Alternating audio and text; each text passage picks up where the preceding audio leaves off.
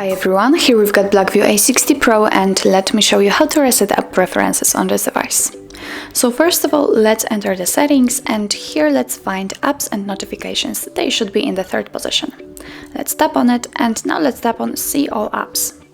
Here let's choose this three dots icon, it should be in the right upper corner, and as you can see on the second position we've got Reset App Preferences option, so let's tap on it.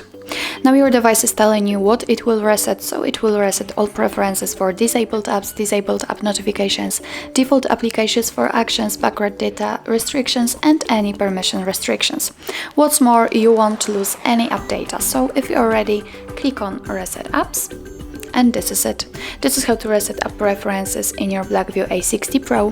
Thank you so much for watching. I hope that this video was helpful, and if it was, please hit the subscribe button and leave the thumbs up.